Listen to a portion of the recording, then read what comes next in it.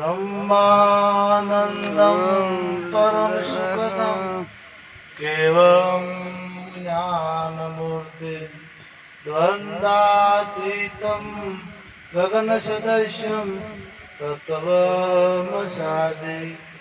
लक्ष्यम् एकं नित्यं विमलमचलं सर्वादिसाक्षिभूतं भावातीतं त्रिगुणरहितं सद्गुरुवे नमः नमामि। सद्गुरु महाराजनो जय। पधारेला हरे गुरु संतनी जय। सद्गुरु सदाराम बापानो जय। धन्यवाद। આજે ભક્ત શ્રી માહેરજીની પુણ્યતિથિ નિમિત્તે એમના પરિવારે એમના સુપુત્રોએ મળી અને જ્ઞાન યજ્ઞનું આયોજન કર્યું।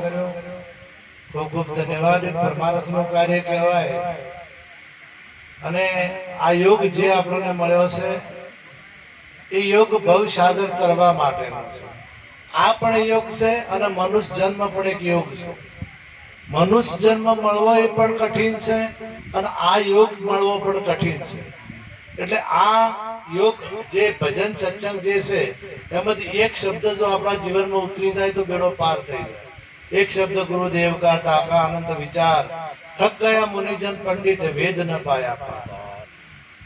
અને આ મનુષ્યો એ પણ મફત નથી મળ્યો। કોટી જન્મના પુણ્યથી મળ્યો મનુષ્ય અવતાર।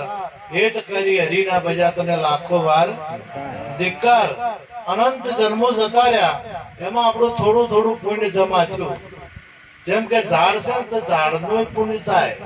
सोयडो आपे, फळ आपे, लाकड़ा आपे, पशु से दूध आपे, खातर आपे अने मरी जाए तो चोगड़ुं आपे अने एना हाडकानुं खातर थाय। એટલે દરેક યોનિમાં થોડું થોડું પુણ્ય જમા થયું અને પુણ્યના પ્રતાપથી આ મનુષ્યનો જન્મ મળ્યો। આ માનવ દેહ મળ્યો। માનવ દેહ એવો મળ્યો આપણને કે એમાં તમને ભગવાને કર્મ કરવાની છૂટી આપી। તમારે જે કર્મ કરવું હોય તમે કરી શકો। બીજી યોનિમાં કર્મ કરવાની છૂટી નથી। બીજી યોનિમાં વિચારવાની શક્તિ નથી। બીજી યોનિમાં મન, બુદ્ધિ, ચિત્ત ને અહંકાર આ ચાર અંધકરણ નથી છે ખરા પણ જેટલા માણસમાં વિકસિત છે એટલા વિકસિત એમનામાં નથી। એટલે કર્મ નથી કરી શકતા। આપણે ભૂંડ કોઈને મારે કે પેટું મારે, બટકું ભરે મારી નાખે તો એને કાયદો લાગે? હાથ કોઈને કરડે કાયદો લાગે? કૂતરું કોઈને કરડે કાયદો લાગે? લીલ કે કોઈ પણ પશુ કોઈ મારી નાખે તો એને કોઈ કલમ લાગે? કેમ કલમ લાગતી નથી? કે એને ખબર પડતી નથી। અને આપણે તરત કદાચ તમે કોકને મૂગમો ને ખાલી તો એ તમારે કલમ લાગે। એનું કારણ કે તમને બધી ખબર પડે છે કે આ ના કરાય, આ ના કરાય, આ કરાય। એ વાતની કેવળ તમને ખબર પડે છે ને તમને ખબર પડે છે એટલે તમને બધા કાયદા લાગુ પડે છે। તમે કર્મ કરો તો કાયદો લાગુ પડે છે। વાઘ મોણસ મારી નાખે તો એને કોઈ ભોગવવાનું આવતું જ નથી। પેલા કરડી તો એને કોઈ ભોગવવાનું આવતું। આ તમે તરત ને તરત કોઈ ખજા કરો તો કે બીજો કોઈ એને ભોગવવાનું આવતું નથી। અને તમારે મનુષ્ય જન્મમાં કર્મ કરવાની છૂટી આપી પણ ભોગવવું પણ પડે। એટલે તમારે કેવું કર્મ કરવું, તમારે કેવી રીતનું જીવવું, તમારે કેવી રીતનું રહેવું એ તમામ બાબતની છૂટું ભગવાને આપણને આલી। એટલે એને મોક્ષનો દ્વાર કીધો। તમામ બાબતને તમારે જેવું કરવું હોય તો હું કરી શકો છો। એટલે મોક્ષ મેળવવો હોય તો મેળવી શકો। પરમાત્માનું ભજન કરી અને પરમાત્માને પ્રાપ્ત કરવા હોય તો તમે કરી શકો। નર એસી કરણી કરે તો નરકા નારાયણ હોય, એવી કરણી કરે તો નારાયણ થઈ જાય। કારણ કે આ પોત તત્વનું શરીર છે અને પોત તત્વના શરીરમાં રહેવા વાળો બધામાં એક છે। તમામે તમામ યોનિયમાં જે રહેવા વાળો બધે નામ એક છે, બીજો નથી। પણ જે વિકસિત જેના અંતકરણો છે એ કેવળ મનુષ્યમાં છે। એટલે એક છે એવું કર્મ કરી જેલમાં જાય તો બીજો પૂજાય। રહેવા વાળો એકનો એક। દાખલા તરીકે હું આડો દાખલો આલો તો પેલું કુલર પડ્યું ઠંડી હવા હાલે, તો પેલી બાજુ એક ગરમ કરે, હીટર હોય તો ગરમ થાય ને, હા પંખો હવા આવે, આ તો પેલો ગોળો છે ટ્યુબલાઇટ નો પ્રકાશ આપે, આવડી અવાજ આવે છે. તો એકનું એક મોય જે સંચાલન કરનાર જે તત્વ છે, જે વીજળી છે, જે પાવર છે, એ તો એક જ છે કે જુદો? એ બધા એક છે, પણ આ ફેર કેટલે છે? એક ગરમ થાય ને એક ઠંડુ થાય, એક પંખો ફેરવે તો એક વલોણું ફેરવે, એક પાણી બહાર લાવે તો એક પાણી હુકવી નો કે. હવે આ ફેર સાધનોમાં છે, આ વીજળીમાં ફેર નથી. જેવું સાધન એવી ક્રિયા, જેવું સાધન એવી ક્રિયા. આ બધા સાધનો છે, આ બધા સાધનો છે. હવે તમે જે સાધનથી જેવી તમે ક્રિયા કરો એવું ફળે અને મળે. કુલર નું કામ કુલર કરી રહ્યું છે, ઠંડી હવા હોય. જો તમે એવું કરમ કરો તમારા હોમિયત હોય. આપણે એવું કામ કરો તો જેલમાં જવરાય. ઘણા દારૂ પીપીને ફેફસા એડવી નાખે છે, ઘણા ઊંધા કામ કરી અને ના કરવાનું કરી અને ઘણા જેલમાં નથી હડતા. જેટલી ભારતમાં જેલો છે અહીંયા હમાતા. હવે અમે રહેવા વાળો તો પરમાત્મા જ છે, અને આ પોચે પોચ તત્વનું જે સાધન છે એ પોચ તત્વનું જ છે બધાને. કોઈને બીજું કોઈ તત્વ નથી, પરંતુ કર્મનો જ ફેર છે. કર્મ અને એટલે તમારે કેવું કર્મ કરવું, તમારે કઈ રીતના રહેવું એ તમને છૂટી છે.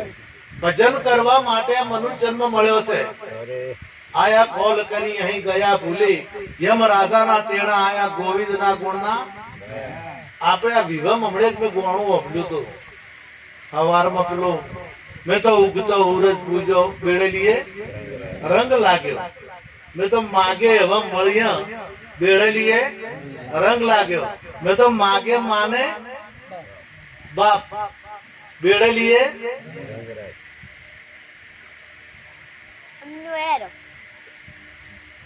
હવે આ ગીત આપણને ઘણું બધું સમજાવે છે, ઘણું બધું કે છે કે ઉગતો સૂરજ પૂજો. આઠમ તો ને ઉગતો સૂરજ નો અર્થ થાય પ્રકાશ, પ્રકાશ નો અર્થ થાય જ્ઞાન.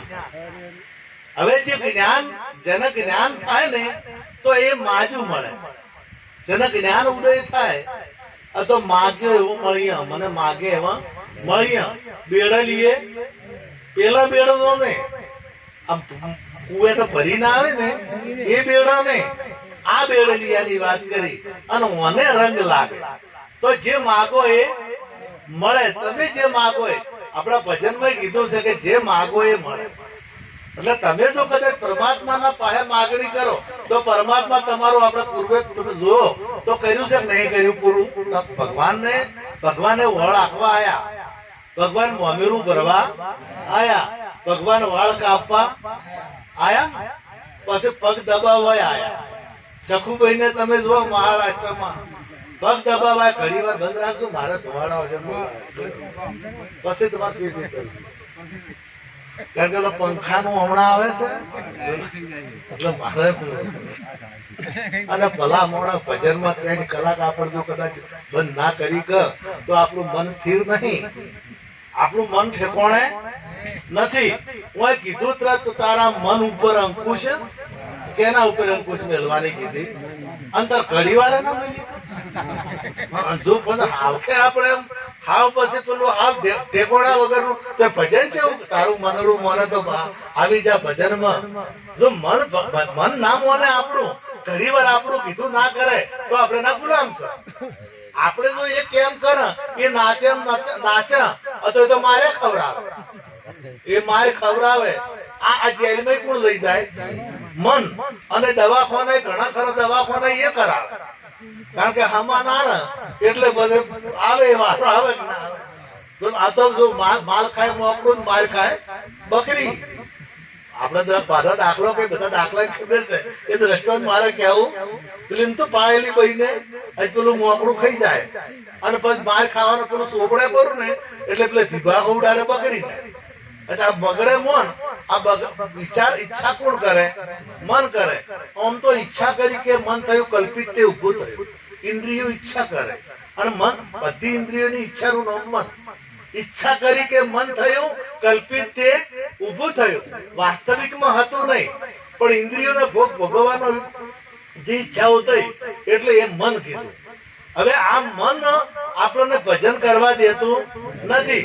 ઈચ્છા મનને થાય છે, પણ ઇન્જેક્શન પછી આપણે ઓને ખાવા પડે. જો તમે દારૂ પીવાની ઈચ્છા મનને થાય, બીજા કોઈને, અને પછી બગડે તો ફેફસા, પૈસા બગડે, પેલું થોડીક ઈચ્છા થાય. તમે જે ઈચ્છાઓ કરો, એક ઇન્દ્રિયોની ઈચ્છાઓને લઈ અને આ મન શું છે. હવે મન જો થોડુંક આપણે કાબુમાં ન રાખી શકે તો તન, મન અને ધન આ ત્રણે ત્રણ અર્પણ કરવાની વાત કરી. અને તમે ગુરુ શરણે ચેલા છો અને જો મન ફાવે એમ વર્તો છો તો પદ આલ્યું છે. જો આલ્યું જ નથી, મન ફાવે એમ વર્તો તો એ આલ્યું નથી.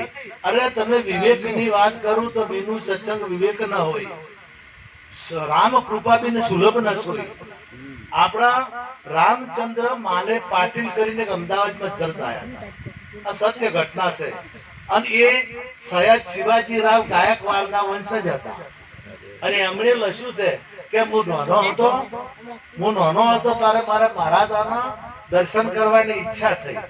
એટલે પ્રતાપ રાવના જયારે સભા ભરાતી ને કાયમી, એટલે કાયમી લોકો સવારમાં વહેલા બગીચામાં બધા જે મોટા મોટા ઓફિસરો હોય એ બધા ઓફિસરોને કામ મૂકે અને બધા ઓફિસરો સવારમાં પસી રહે પોતાના દીવાન ખંડમાં હોય.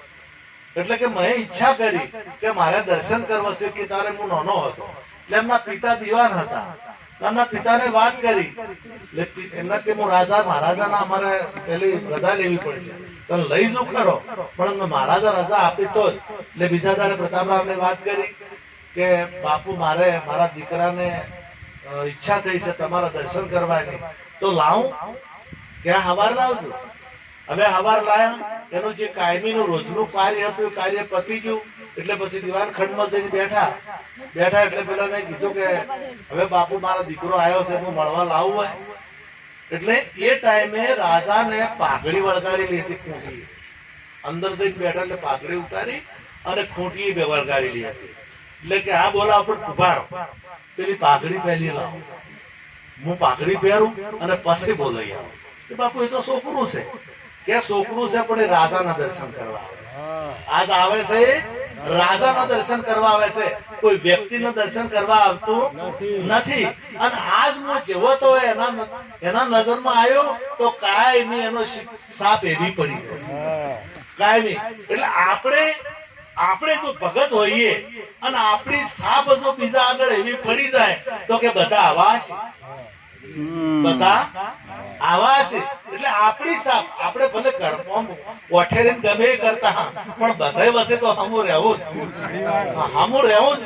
કારણ કે વિવેક શૂન્ય કોઈ દાડો તાવું જેમ ફાવે એમ બોલવું નહીં, જોઈ તો બોલવું નહીં, જોઈ જેમ બેહાય એમ બેહવું નહીં. બેહવાની એક પણ સિસ્ટમ હોય છે, બોલવાની પણ એક સિસ્ટમ હોય છે. અને એ આપણો વિવેક છે. અને આપણે બધાના કરતા જ્ઞાની છીએ. આપણે બધાના કરતા આપણે આત્મજ્ઞાનની વાતો કરીએ, બ્રહ્મ જ્ઞાનની વાતો કરીએ, આત્મા ઓળખવાની વાતો કરીએ. અને જો વિવેક આપણામાં ના આવે, આપણે પ્રથમ પગથિયું જ આપણામાં ના આવે. આપણે ઘણા વર્ષ પહેલા રણપુરમાં ભજન હતા અને જે આપણા આખા ખેતીવાડી નિયામક હતા ને બનાસકાંઠાના, એના ભાઈના અહીંયા. એટલે ભજન આ સાચી વાત છે. એટલે એ સમય અજમલ ભારતી હું બેસ આ અહીંયાના ભજનમાં જેલા અને બીજા મંડળો. એટલે સભા એટલી બધી સારી હતી ને, એટલે કોઈ બિલકુલ અવાજ ના કરે અને સુખ શાંતિથી. એટલે પેલા આયેલા જે એનું નામ નાથોભાઈ હતું, અરે ભજન રાશિ એમના ભાઈ એ જે નિયમ ખેતા બનાસકાંઠા નિયામક હતા, એ હાથે માગ્યું માઇક. ભજન જયારે વિશેષ પડી પૂજનના ટાઈમના પહેલા એમને હાથે માઇક માગ્યું કે મારા બે શબ્દો કહેવા છે. એટલે એમણે શું કીધું કે ભજન પ્રત્યે મને નફરત હતી, ભજન પ્રત્યે નફરત હતી. મારા મનમાં એવું હતું કે ચા પીવો, ગોજો પીવો, બીડીઓ પીવી અને તાલ ધમાલમાં ભજન ગઈને વેરાઈ જાવ. મારા મનમાં આટલા દાડા એવું હતું. પરંતુ આજ મેં આ ભજન જોયા એટલે નક્કી કર્યું કે ખરેખર ભજનમાં જાઉં છું. જયારે વિવેકી સભા હતી ત્યારે એમને એ થયું ને આ સાચી વાત છે. એટલે આપણે જો કદાચ કોઈ એજ્યુકેટેડ વર્ગના પુરુષો આવે કોઈ એ શિક્ષિત પુરુષો આવે તો એમ થવું જોઈએ કે ના ખરેખર ઓણામાં કે ખાડેડામાં કે આ ભજનમાં ગયા હતા, આપણા ભજનમાં ગયા હતા, અને ભજનની સભા એટલી બધી વિવેકી હતી, એટલી બધી શીલસ હતી, એટલી બધી શીલવાન હતી કે લોકોના ઉપર અસર પડવી જોઈએ આપણી અસર જો ખરાબ પડે, પણ આ તો જો ઘણી વખત એવું થાય કે આપણે હોમેથી શિખામણ આપીએ તો ઊંધું થાય.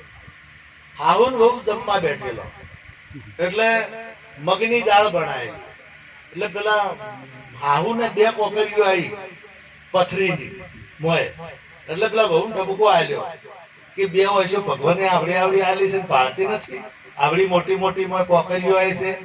આજ બહુ કે ભગવાને 32 દોત આલ્યા, ભાજી નહીં કહેતા. એટલે આ તો શું કદાચ કહેવા તો હું અધોલો ઘણો ને ઊંધું પણ પડતું હોય છે. એટલે શિખામણ પેલા ઓદરા નથી આલી, એટલે ઉજરી કે ફફરે છે ટાટો મૂંચે નેનિક શું તો કેવું સરસ ઘર બનાવ્યું છે, અને તું આ ઠંડીમાં ધ્રુજે છે બેઠા બેઠા મારા હાથમાં, પેલા રીત તોડી દો છું. એટલે આપણે જે કોઈ આપણા કલ્યાણ માટેની જે વાત હોય એ આપણા જીવનમાં ઉતરવી છે, અને આપણા જીવનમાં ઉતારીએ ને વર્ષો સુધી આપણે વાતો કરીએ છીએ કે આપણે મારે સત્ય ઘટના બની એદરાણા છે, અરે એદરાણા નહીં ખરા પેલી બાજુ અધગામ કેવું ગોળનું નામ ભૂલી જવું, ઘણા વર્ષથી ભજન કરો. સદારામ બાપુ આવેલા હતા અને મોટી સભા, એટલે અહીંયા મેં કીધું મને કીધું કે વ્યસનોનું થોડુંક કહેજો, ઘણા છે આ પ્રેમજી. એટલે મેં કીધું સારું, એટલે મેં કોઈ કીધું ના, ઠપકો ના લ્યો, પણ એક વાત કરી, કીધું સદારામ બાપુ કેટલા જણા મોનો છો, એટલે બધાને હાથ ઊંચા કર્યા, ટોટલ સભાએ. તો જેટલા હાથ ઊંચા કર્યા વાત બરાબર છે, તમે બધા બાપુને માનો છો, બાપુને ભગવાન માનો છો કે એ બાપુને ભગવાન માનો છો, તો જો માનતા હો તો બાપુ કી મોનો ના મોનો કે મોનો, જેમ ના મોનો હોય આપોટા કરે એવા બોલતા હતા. હા મોનો કે જેમ ના મોનો. ડોક્ટર બાપુએ ગાયું છે દારૂ પીનારા દારૂ છોડી દીધું, બાપુએ આપણને કીધું બીજા કોઈ ગોજો પીનારા ગોજો છોડી દેજો, બીડી પીનારા બીડી છોડી દેજો. આ ભજન આખા પાસે કોઈની કરશો, આડા આવડો કોઈનું કરશો, આ બાપુએ કેને કીધું? આપણને કીધું. તો બાપુ યાદ બેઠા છે હોય, અને બાપુની હાજરીમાં જો તમે બાપુને માનતા હો તો આ બધું પડતું અને હું જેટલા હોય આ કરતા હોય એ હું પડતું પડતું. હવે એટલી મોટી 2000 ની મેદની માંથી એક ડોહો ભાવ ઉભા થયા અને એક પડી બોલી નો, એટલે વાત નક્કી છે કે એક જ જણો માનતો હતો, વાત નક્કી છે ને.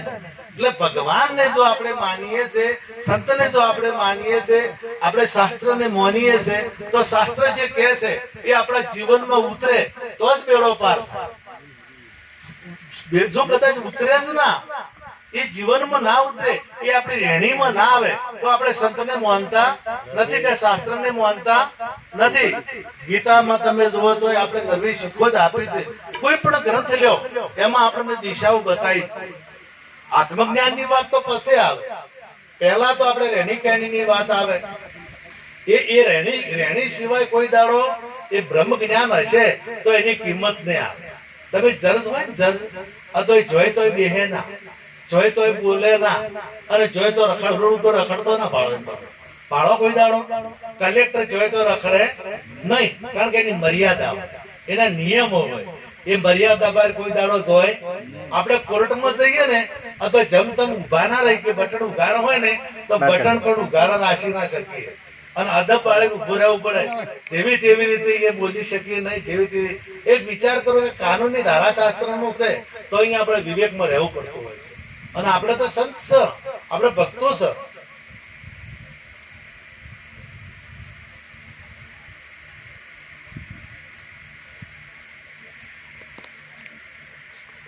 તો આપણે ભક્ત જેવું આપણામાં આચરણ હોવું જોઈએ. આપણે જે ડિગ્રી લાગે આપણા ઉપર, જે ડિગ્રી લાગે, કોઈ ભક્ત કે કોઈ મહારાજ કે તો મહારાજ જેવું થવું પડે. જો મહારાજ જેવા ના અને જેમ ફાવે એમ વર્તા તો મહારાજ ડિગ્રી બગડે. જરજ કોઈ જરજ હોય જરજ, અને રોડ ઉપર દારૂ પીને આગોટા કરતો હોય તો એની કિંમત આવે ના, કારણ કે એને જેમ સેમ રહેવું પડે. એ કદાચ રાજસ્થાનમાં એમ સોનું સોનું કરે ને તો કોઈ ખબર ના પડવાય એ રીતે રે. અને એના વિવેકમાં મારો કહેવાનો આ છે કે વિવેક મળે, અને વિવેક વગર કોઈ દાડો જ્ઞાન આવતું. પરમાત્મા વ્યાપક છે, પરમાત્મા સિવાય કોઈ જગ્યા ખાલી નથી. પરમાત્મા બધી જગ્યાએ છે જ, પરંતુ અંતકરણ જેવા હોય એવું શાસ્ત્ર સમજાય. અંતકરણ જેવું હોય એવી વાણી આપણને આપણું સિદ્ધાંત એવું આવે બાબતમાં. બોલો જે વાત કરતો હોય ને કોઈ પણ મહાપુરુષ ભજન દ્વારા, અથવા જેને જેવું અંતકરણ હોય એને એવું સમજાય. વાત એક ને એક હોય પણ સમજવામાં અલગ અલગ સમજાય. એટલે આપડા કાળીદાસ થઈ જાય, મારી વાત પૂરી કરું. કાળીદાસ થઈ જાય મહાન, આપણે ભોજ રાજાના દરબારમાં મહાન ગ્રંથો લખ્યા છે એમણે. હવે એવા સમયમાં એક પંડિત હતો, એટલે એ સમયમાં વાદ ચાલતા, પણ શાસ્ત્રોના વાદ, શાસ્ત્રોના અર્થોના વાદ, હમા બેહે અને શાસ્ત્રોના અર્થો કરે, શાસ્ત્રોના શબ્દોના અર્થો કરે, એવા વાદ ચાલતા હતા. એટલે આ પંડિતે 1000 પંડિતો રાયેલા, અને એ પંડિત ટપાલ લખી ભોજ રાજાના કવિ કાળીદાસ ઉપર કે હું આવું છું, મારા હારે તમે શાસ્ત્રાર્થ કરવા તૈયાર થઈ જાઓ. એટલે પેલાને મનમાં શું કે હું આટલો મોટો કવિ, ભોજ રાજાનો કવિ, અને કદાચ હું હારી છું તો મારી આબરૂનું શું? મારા વાલા કે 1000 ના રાયા છે, અને કદાચ હારી જાઉં તો બીક પેઠી પેલી, અને પછી અમે શું કે હું શાસ્ત્રાર્થ નહીં કરું તો એ મારી આબરૂ જાહે, હું નહીં કરું તો એ આબરૂ જાહે, અને હાર્યો તો હવે આવ ઢવ કહી છું મનમાં કે હવે અમે તમને કોઈ બી તમે કાર્ય કરો ને, જો પેલું મન હારી જાય તો તમે 100% હારી છો. તમારું મન કોઈ દાડો હારવું જોઈએ, આત્મબળ હોવું જોઈએ. કોઈ પણ જગ્યાએ તમે નક્કી કરો કે મારા આ જગ્યાએ પહોંચવું છે, તમારું લક્ષ્ય નિશ્ચિત હોય તો 100% લક્ષ્યને તમે પ્રાપ્ત કરી શકો ને કરી શકો. આપણું લક્ષ્ય કાચું હોય, લક્ષ કાચું હોય. પેલો નતો જંગલમાં એક વ્યક્તિ જતો હતો ને, એને ઈચ્છા થઈ કલ્પવૃક્ષ નીચે બેઠો, ઝાડ હતું કલ્પવૃક્ષ, અને એના નીચે બેઠો એટલે ઈચ્છા થઈ કે પાણી આવ્યું હતો હારો, તડકો હતો, તાપ પડતો હતો, એટલે પાણી આવી ગયું. પાણી પીધું એટલે ફેર ઈચ્છા કરી કે ખાવા આવે તો સારું, એટલે જમવાનું આવ્યું, એટલે જમી રહ્યો, અને પછી ઈચ્છા થઈ કે હવે ખાટલો થાય આવે તો સારું, એટલે ખાટલો આવ્યો. પછી ઈચ્છા થઈ કે ઊંઘી છું, અને ઊંઘતા ઊંઘતા ઈચ્છા કરી કે હવે મકાન હોય તો મકાને થઈ ગયું, કારણ કે કલ્પવૃક્ષ હતું. હવે હુઈ ગયો જાગ્યો, અને જંગલ હતું એટલે મનમાં છું કે મારું વાલું મકાન છે, બધું છે, પણ જંગલ છે ને વાઘ આવે ને મારી નોખે તો આવ્યો. હવે આશે નક્કી કર્યું, કોઈને આજે જ કર્યું ને. એમ આ કલ્પવૃક્ષ છે, બીજું કોઈ કલ્પવૃક્ષ છે? બહાર કોઈ કલ્પવૃક્ષ નથી, આ શરીર એ જ કલ્પવૃક્ષ છે. તમે ઈચ્છા કરો, એ પેલા નાના એટલે મોટા થવાની ઈચ્છા કરો તાવરાય, બસ કે પૈણ્યા હોત તો સારું, પરણવરાય. પછી બાળ બચ્ચોની ઈચ્છા કરો એટલે એ થાય. બસ કે આ છોકરાને જુદા રહેવાની ઈચ્છા કરે એટલે એ થાય. અને પછી કેવા છોકરાના ચોક હગર છે હોત તો સારું, એ થાય. અને પછી પરણાવવાની ઈચ્છા થાય, એ થાય. અને પછી ઉંમર થોડીક વધારે થાય કે મારો હવે ઢોકળું આવ્યું છે, અને આવે ને આશે નાશે આ બધી કલ્પનાઓ કરે, અને આશે નાશે બધી ઈચ્છા. તમે ધંધો કરો કોઈ બી, અને જો પ્રથમ કે મારું ખોટ આવશે તો 100% આવે ને આવે. તમારું મન નિશ્ચિત હોય, આત્મબળ હોય તો એ કાર્ય કોઈ દાડો એક વ્યક્તિ પાછો પડતો જ નથી, કદી ના પાછો પડે. પણ એનું આત્મબળ બરાબર હોતું, એટલે પેલું આત્મબળ જરાક એવું થયું. હવે એ ટાઈમે લમણે હાથ મેલીને બેઠા હતા, અને ગામનો શાકભાજી વેચવા વાળો આવ્યો. એટલે મને કીધું કે ચમ પંડિતજી આજ તો કવિરાજ તમે ઉદાસ બેઠા છો, કે તને આ વાતની ખબર પડે ના, કે કો તો ખરા તમે મને ચેડ લીધો. એટલે પેલા કે તારો લાવ લપ કાઢું કે મારા શાસ્ત્ર વાત કરવાનો છે, શાસ્ત્રાર્થ કરવાનો છે, એટલે એમાં તમને ખબર ના પડે. કહો વાત કરતો મને જબર આવડે, વાત જ કરવો હશે કે હું કર્યું, તમે ચિંતામાં જ કરો. એટલે હું તમને ટેકેદાર કોઈ મળે ને તો તમને પાવર આવે. લગ્ન કરવું હોય આપણે છોકરાના પૈસા ના હોય, અને કોઈ એમ કે સરપંચ જેવાય ચિંતા ના કરશો તો બધું કોઈ ના હાલે ને, સબ કોઈ ના હાલે. પણ ખાલી એટલું કે ને કે ચિંતા ના કરતો તો કઈ ભગવાન ઉભું નહીં રહેવા દે, તો પેલા ને જેટલું બળ આવી જાય કે ના આવી જાય. એટલે પેલો ને પેલા ટેકો આવ્યો એટલે એને બળ આવ્યો, મારું ભાલું ક્યાં તો બરાબર છે. હવે મને પાછી પછી બીજા દાડે વિચાર કરી અને ટપાલ લખાઈ અને અહીંયા મોકલ્યો માણસને કે પેલો મારો શિષ્ય હારશે તો હું પછી શાસ્ત્ર હાથ કરીશ, પેલો મારો શિષ્ય અને પછી હું. પેલા વિચાર કર્યો, પંડિત કે મારો વાલો 1000 ના રાયા છે અને આ કેવા પંડિત છે, કવિરાજ કેવા છે કે મને ડાયરેક્ટ નથી અર્થ કરવા તૈયાર થતા અને બીજાનો ઉભો કર્યો છે વચ્ચે. આયા એ દારૂ નક્કી થયો, ભોજરાજાના દરબારમાં હોમે ગોઠવાઈ ગયું અને પેલો જે આવ્યો નતો કવિરાજ નો શિષ્ય, હવે પેલો શાકભાજી વાળો, એટલે એ તો કેવું હોય ને, તો કપડા બીસન બધું એવું જ હોય કે શાકભાજી વેચતો એટલે એનો ડોળ એવો હોય. આપણે ખેડૂત છે એટલે આપણે ખેડૂત નો ડોળ ખેડૂત જેવો હોય, ઓફિસર નો ડોળ ઓફિસર જેવો હોય. એટલે પેલા કવિરાજ ને કીધું કે તમારો શિષ્ય આવ્યો કે આવતો આવ્યો, અમે ગોઠવાણા. એટલે પંડિતે કીધું કે બોલો ઈશારો કરવો છે કે બોલી, એટલે પેલો કે બે બાજુ આપણને તૈયાર, પ્રથમ દખા થવું હોય ને તો આપણે છૂટી. એટલે પેલો કે તારે આપણે ઈશારો જ કરો ને, એટલે ઈશારો કર્યો, પેલે એક ઓગળી ઊંચી કરી એટલે પેલે દેવ ઊંચી કરી, પેલે દેવ ઊંચી કરી એટલે પેલે ઓમ પંજો કર્યો પંડિતે, એટલે પેલે ઓમ કરીને ઓમ મુઠ્ઠી કરી, મુઠ્ઠી કરી એટલે પેલે ઓમ કરીને ઓમ કર્યું, એટલે પેલે ઓમ કરી ઓમ કર્યું. અને આટલું કહીને પેલો પંડિત કે હું હારી ગયો. પેલો જે વિદ્વાન એક જણા રાયા હતા ને 1000 ને, એ કે હું હારી ગયો, તમારો પંડિત મહાન છે. હવે રાજાએ ના સમજ્યા કે પેલા કાળીદાસ આ વાત સમજ્યા અને સભાને તો ખબર છે નહીં પડે. એટલે પંડિતે વિચાર કર્યો કે ચારે હું ઘેર છું આવે પંડિત સભા વેરણી એટલે ઘેર જા. ભોજરાજા કે ઉતારે ચાર આવે કવિરાજ ને હું પૂછું, ઉતારો રાજ દરબારમાં હતો. એટલે પેલા ઉતારે પહોંચ્યા ને પૂછું કવિરાજ ને, પેલા ને આપણે પંડિત ને ભોજરાજાએ કે શું કીધું એને, અને પેલા પેલી બાજુ પૂછું કે શું કીધું કાળીદાસ કે વિચિત્ર હતો, તમને ના ગોઠો તારે કે શું કહેતો હતો. એ કીધું શું એને કે એને કીધું કે એક વળગાડી દઉં.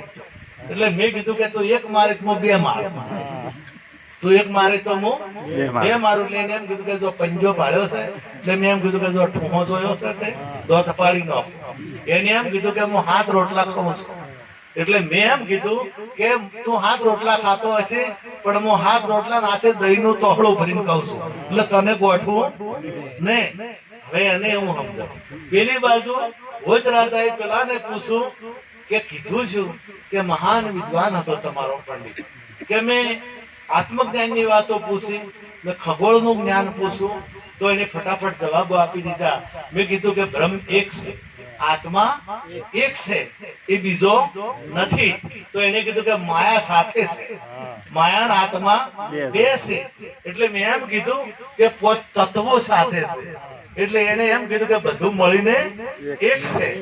બધું મળીને આત્મજ્ઞાન ની વાત પૂછી, માયા ની વાત પૂછી, પોત તત્વ ની વાત પૂછી. તો એને સચોટ જવાબ આપ્યો. ખગોળ નું થોડું પૂછું કે આપણે 7 સમુદ્ર છે, આપણે 7 સમુદ્ર છે ભારતવર્ષમાં. તો એને કીધું કે ના વચ્ચે દીર્ઘ પર્વત છે, બે બાજુ વચ્ચે દીર્ઘ પર્વત છે. હવે આ વાત ઈશારો એક જ હતો, કે ઈશારો એક હતો પણ સમજણ આ સામે લઈને અંતઃકરણ નો ફેર હતો. જેનો જેવો અંતઃકરણ હોય એવું એને સમજાય. જો અરણાક્ષિપુ અને કંસ અને રાવણ આ બધાને આત્મજ્ઞાન જ આલ્યું છે, બીજું આલ્યું તમે રોમના અધિષ્ઠાતા દેવ કોણ હતા? રોમે શંકર ને માનતા હતા અને તાર રાવણ એ શંકર ને માનતા હતા અને રાક્ષસો બધા એ શંકર ને માનતા હતા અને જે દેવો છે બધા એ શંકર ને માનતા હતા. કદાચ કોઈ બ્રહ્માંડ માનતું હોય પણ બધાનો આરાધ્ય દેવ તો એક હતું ને. તો એકની વિચારધારા અલગ અને બીજાની વિચારધારા અલગ. એ વિચારધારા અલગ કેમ કે હમણાં ખોરાકો બરાબર નતા, એમની રહેણી કેણી બરાબર નથી, એટલે એમનો અંતઃકરણ ઊંધા હતા. એટલે જે પેલું કે શંકર કે એ પેલા બીજું સમજાય, પેલા ને બીજું સમજાય. એ અસુરી સંપત્તિ ના હતા અને પેલા દેવી સંપત્તિ ના હતા.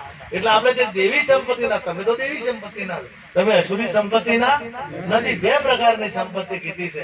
એટલે હવે આપણે કેવું રહેવું એ તમારા હાથની વાત, કેવું થાવું એ તમારા હાથની વાત. તમે બ્રહ્મ સ્વરૂપ થઈ અને પૂજા હોય તો પૂજાવાની એ તમારા હાથની વાત. અમે બીજા કોઈની હાથ, ભગવાને તમને છુટ્ટી આપી દીધી, તમારે જેવું થાવું એવું એ તમે થઈ શકો ને થઈ શકો. સદગુરુ મહારાજ નો જય.